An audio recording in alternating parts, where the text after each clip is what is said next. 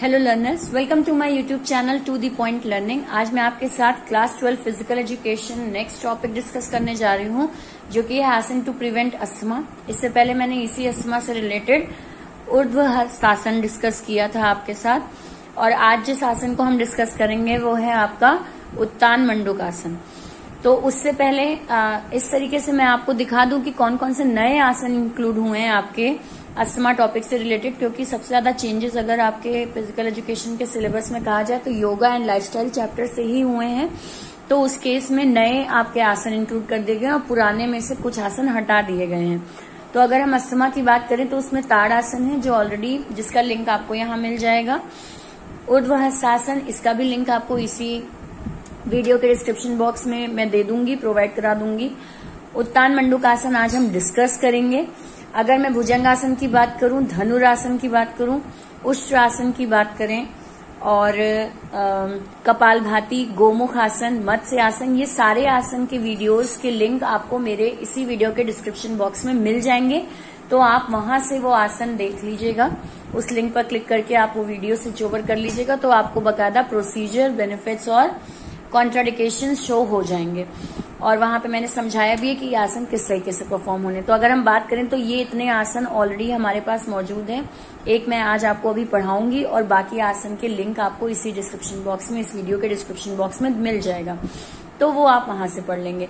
और बाकी जो वीडियोज हैं वो इसके बाद भी मैं अभी कंटिन्यू करूंगी, जैसे वक्र आसन है, अनुलोम विलोम है, ये सारे आसन जो हैं ये आपके साथ बकायदा मैं यहाँ पे डिस्कस करूंगी। तो स्टार्ट करते हैं वीडियो को। जो आसन हम आज डिस्कस करने जा रहे हैं वो है उत्तान मंडूक आसन। मंडूक आसन लास्ट टाइम मैंने डिस्कस किया था, जो समथिंग आपके फ्रॉक पोज जैसा होता है। आज उसी से रिलेटेड ये दूसरा आपका उत्तान मंडूक आसन, उसमें क्या होता है वो डिस्कस करते हैं। प्रोसीजर सबसे पहले पढ़ते हैं और प्रोसीजर के साथ साथ उसकी इमेज को भी ध्यान रखते हैं ताकि अच्छे से समझ सकें कि क्या कैसे परफॉर्म होना है। Firstly sit in vajrasana position. आपको वज्रासन की पोजीशन में बैठना है। इस तरीके से वज्रासन फॉर्म होता है आपका कि आप अपने हिप एरिया के नीचे अपने पैरों को, तलवों को रखते हैं। ठीक, तो ये वज्रासन की पोजीशन बनती है। बस ध्यान ये देना है कि वज्रासन में हमारे आगे जो दोनों घुटने होते हैं उनको हम आपस में क्लोज रखते हैं। यहाँ पे हमें उन्हें वाइड स्प्रेड करना है, यानी कि घुटने दूर दूर रहेंगे एक दूसरे से। तो firstly sit in vajrasana position, hands crossed at back over the shoulders and neck.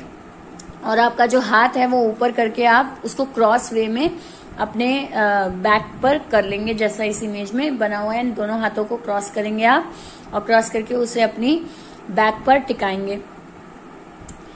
Head should be pressed by the arms from back. और आप ये जो क्रॉस किए हुए हाथ, ये क्रॉस किया हुआ हाथ धीरे स्लोली आप इससे अपने हेड को प्रेस करेंगे।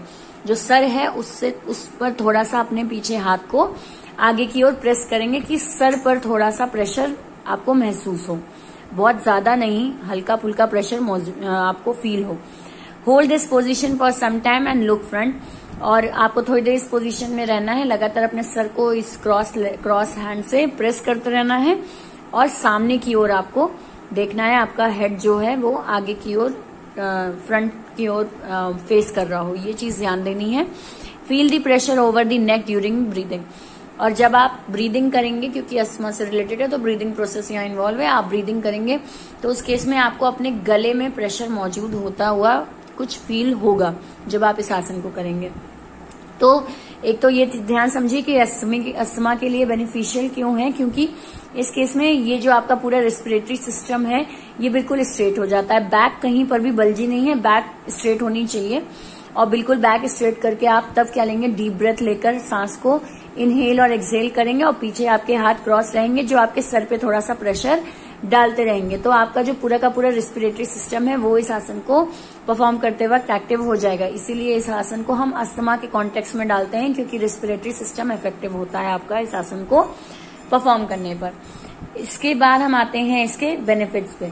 अगर हम प्रोसीजर की बात करें तो ध्यान यही देना है आपको कि भुजंगासन की पोजीशन में बैठना है, लेकिन घुटने थोड़े एक दूसरे से दूर होने चाहिए। दोनों हाथों को आप बैक पर क्रॉस कर लेंगे और हाथ स्ट्रेट रहेंगे आपके। जो आपने हाथ को क्रॉस किया उस क्रॉस हाथ से आप आगे सर की ओर थोड़ा सा प्रेशर डालेंगे और ब्रीद इन ब्रीद आउट करेंगे नॉर्मली। ठीक, तो ये इस तरीके से आपका इस आसन को परफॉर्म करने का तरीका है।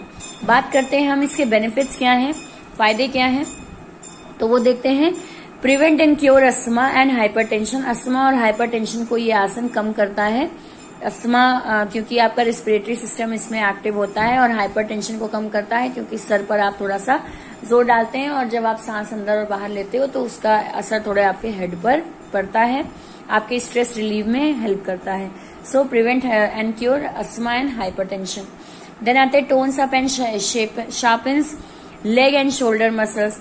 इसमें साथ साथ अगर हम देखें तो लेग और शोल्डर मसल्स भी आपके शार्पन हो जाते हैं, टोन मिलता है आपको, प्रोवाइड होता है। जैसे वज्रासन में हमारे पैरों को टोन मिलता है क्योंकि हमारा पूरा का पूरा भार जो है होता है हिप एरिया का, वो आपके पैर पर स्टैंड करता है।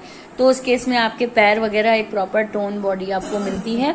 और इसी के साथ साथ शोल्डर भी जो है उनकी मसल्स भी स्ट्रांग होती है क्योंकि स्ट्रेचेबिलिटी आपके शोल्डर्स की इस आसन को परफॉर्म करते वक्त होती है।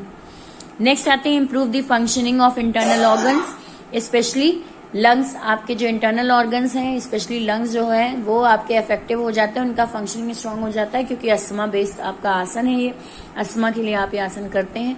तो उस केस में आपका रेस्पिरेटरी सिस्टम, लंग्स वगैरह बिल्कुल इफेक्टिव वे में वर्क करना शुरू कर देते हैं।